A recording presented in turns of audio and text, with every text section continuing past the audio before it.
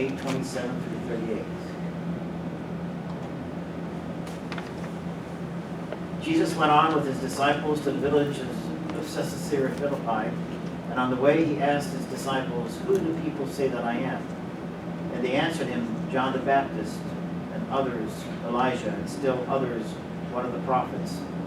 But he asked them, "But who do you say that I am?" And Peter answered him, "You are the Messiah." And he sternly ordered them not to tell anyone about him.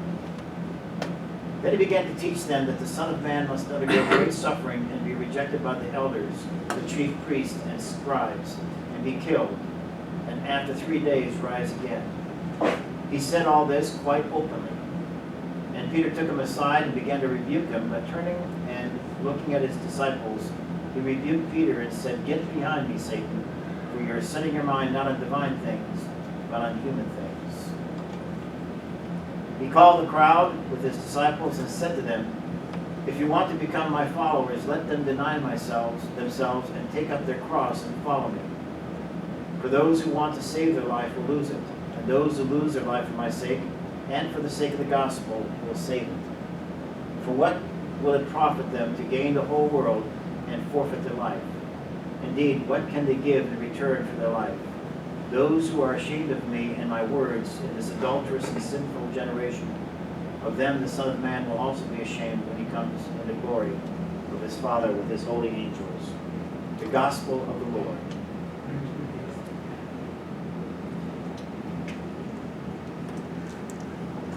Well, I want to start this week, same place I left last week, with this reading called Sacrificial Truth. So I'll just read that again if you don't mind. If you remember, the sacrificial truth. I don't know what to believe anymore, whether political or religious. Maybe that's why Jesus never responded to Pontius Pilate when asked, "What is truth?" Jesus was silent. There was no political verbiage, no religious rhetoric, and he just stood there as if to say, "I'll show you what truth is. When you witness the blood, sweat, and tears of my torturous death, because sacrificial truth speaks no words. Words are cheap. Sacrificial truth is costly action. It speaks for itself, silently, secretly. Right now, the only truth I can honestly say I believe in is the sacrificial truth of Jesus Christ, and the actions of those who silently, secretly, and sacrificially follow in his footsteps, without recognition, without fanfare, without expecting anything in return. Only their faith, their commitment, no verbiage, no rhetoric, but all action, costly action, and the blood, sweat, and tears that go with it. I would imagine that Pontius Pilate was well aware of the fact that Jesus had divine powers. I mean, I think by the time Jesus came before Pontius Pilate, he had been told that Jesus was performing miraculous things. So when Jesus stood in front of Pontius Pilate was looking at him as though saying, "Dude, you've got all this miraculous power. What are you doing standing in front of me? Why are you going to allow yourself to be crucified? Why don't you just take your power and lord it over the people that you want to lord it over? Why are you allowing yourself instead to be crucified?" And so what Pontius Pilate was looking at when he asked that question, "What is truth?" is an enigma of someone who was a crucified Lord. Because lords are the ones who usually command people to be crucified. They're the ones who say, "Hey, you're going to die a horrible death on the cross." That's what lords do, isn't that right, back in those days? And yet here was somebody who had that power and authority who was going to allow himself to be crucified. Lords crucified back in those days. They didn't allow themselves to be crucified. And that was the question about this crucified Lord that stood in front of Pontius Pilate. And I think that's why he asked that question, what is truth? He was just totally baffled by this man standing in front of him who was in rags and all bloody, getting ready to fight his last breath in a torturous way.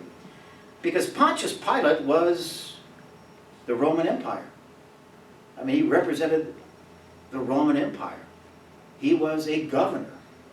He had all this power and authority. And he was the one who had the authority to say, you will die a horrible, crucified death on the cross. He had that power. Because the Romans used the cross as a symbol of fear and intimidation. They inherited the whole crucifixion process from the Persians, and they perfected it to the point of using it as a means of controlling and dominating the peoples that they conquered.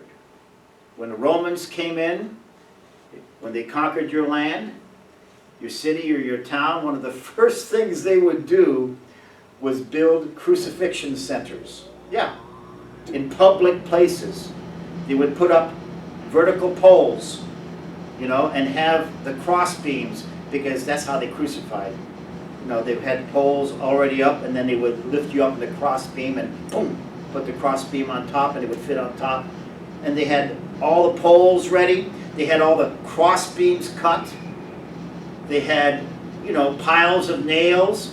They had the Roman soldiers there ready to do their work. And behind the crosses they had a pit where they would throw your body so that the wild dogs could have something to eat. And they would use those crucifixion centers as a way of telling people, don't mess with us. You know, if you mess with us, you're going to end up on that cross. And ending up on that cross will give you a torturous death. They chose crucifixion because it was the worst form of capital punishment, the worst way to die that they could figure out. You were up on that cross for sometimes several days. Animals eating your flesh, birds pecking out your eyes. The wailing and the moaning and the crying and the screaming could be heard throughout the city as these people died a torturous death. Jesus died in 3 hours. It was probably a blessing in disguise because he had already been beaten to death. But if you were, you know, a normal human being, it might take you several days in that cross to die. The pain and the agony was unbelievable. And here is Jesus, you know, in our gospel lesson, talking about the cross.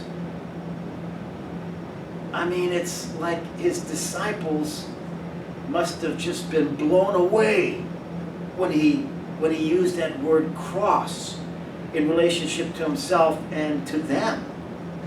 I mean, Peter had just declared Jesus as Messiah, as Lord of all. Isn't that right? You're King of Kings. You're Lord of all. You've got the power to do anything you desire. And I'm sure, and I've said this before, the disciples didn't leave everything behind. Their families, their work, their money, whatever. They didn't leave everything behind knowing that this guy was going to be a crucified Lord. I mean, they thought, in my opinion, that Jesus, you know, with his miraculous powers, which I'm sure they were aware of, was going to take them on a ride of fame, fortune, power, and money, using his miraculous powers to dominate the Romans and give them something in return that they could take back to their families and say, hey, we followed the right guy. And so when Peter made his declaration, you are Lord of Lords, King of Kings, you are the Messiah, boom! And then immediately, Jesus says, no,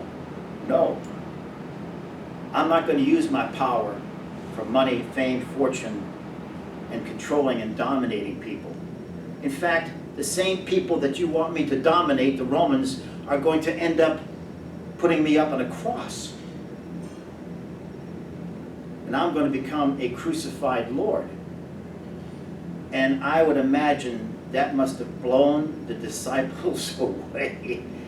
Think about that. You've given up everything, hoping that you would get something in return so you could bring it back to your family and say, hey, look at me. And now all of a sudden this guy saying, no, no, no, no, that's not what I'm about. No, I'm actually going to allow myself to be crucified by the enemy, not to dominate them. Again, if I had been the disciples, I would have probably exited stage right at that particular time. I'll be honest with you. If I had been one of the disciples and heard Jesus say, I'm going to allow the Romans to crucify me, I probably would have left. I'll be honest with you. Wouldn't you? I mean, I'm not going to stick around, because the implication is when Jesus says, take up my cross and follow me, just like I'm going to be crucified, is you disciples, you may end up being crucified as well, physically. And we all know that most of them died a torturous crucifixion death. But they stuck around. And that's what fascinates me. They stuck around. They stayed with this guy. And then Jesus takes it a little further with the whole concept of the cross. Now remember, to the average citizen living under Roman domination at that time, the word cross meant a torturous, humiliating, painful death that nobody wanted to go through. And here Jesus is using it in reference to himself and also in reference to the disciples. Unbelievable. And so he takes it one step further. He's not only saying to them that you, if you stay with me, may end up dying in a crucified way as well, but also it means that you are going to have to literally change your way of looking at yourself and at your life. Instead of being driven by external things like money, power, fame, and fortune, which I know you probably all left your family and friends to follow me, you are now going to be driven instead by internal things that only God the Father can give. You're going to move from external gratification to internal gratification, from seeking fame, fortune, power, and money to seeking the joy, the peace, and the love that only the Father can give. Whoa. Now you're talking about a bunch of fishermen, except for two of them, I think, if I remember right. And I know fishermen. I've been one all my life. You've been to DeKalb. Yeah, I've been to DeKalb, yeah. But you know what? And fishermen haven't changed in centuries. They're a rough bunch of guys. I mean, that's what they are. And here's Jesus telling them you're going to have to change internally in ways that you've never changed before. You bunch of roughneck guys are going to have to become the people whom God wants you to be. Not who you want to be, but whom God the Father wants you to be. It's going to be a lifelong transitioning process. That's what it means to take up your cross and follow me. And I can kind of relate to that to some extent.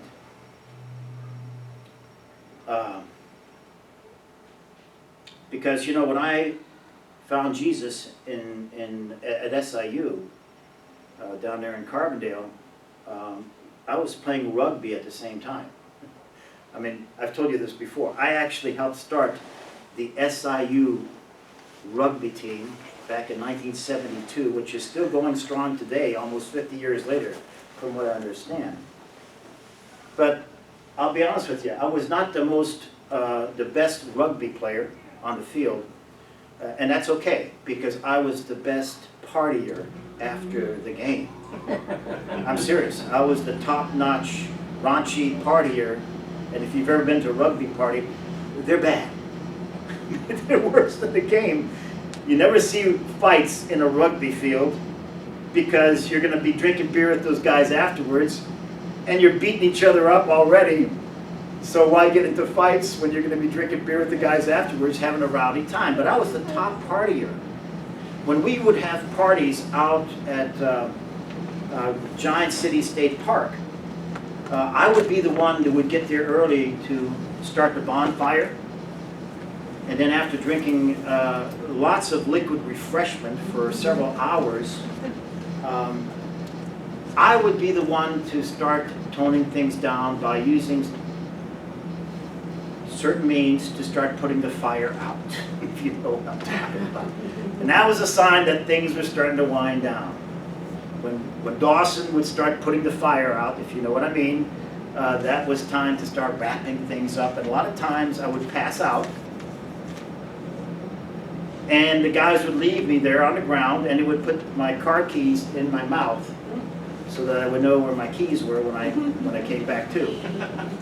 So that's who I was. I mean, that's a rowdy bunch of guys.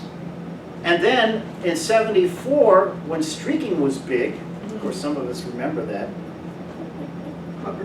the whole SIU rugby team, for some reason, decided to streak down Main Street, Carbondale, from one particular bar that we still were allowed in, down the street to another bar that we were not allowed in, but that was our ending place.